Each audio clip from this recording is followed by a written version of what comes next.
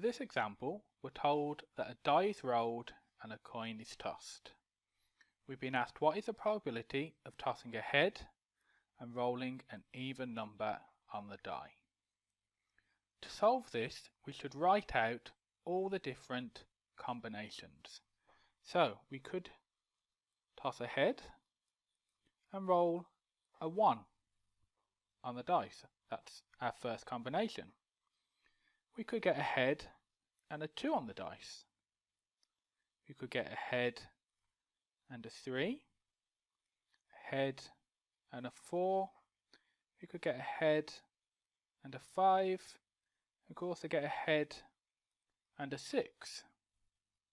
But that's not all of our combinations. We could also get a tails and a 1, a tails and a 2, tails and a 3, tails and a 4, could get a tails and a 5, and a tails and a 6.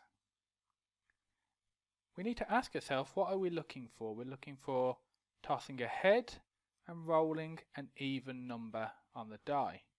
Now the even numbers on a die are 2, 4 and 6. Those are the even numbers on a die. So tossing a head and rolling an even number on a die, that would be tossing a head and scoring a 2, a head and a 4, a head and a 6. So that tells us there are 3 possible outcomes that we want. And how many total possible outcomes are there? Well, we have 1, 2, 3, 4, 5, 6, 7, 8, 9, 10, 11, 12. We have 12 possible outcomes in total. So it's 3 over 12.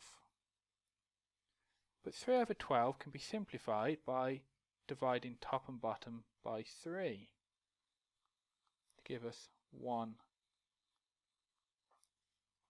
over 4. So we can say the probability of tossing a head and rolling an even on our dice is equal to 1/4.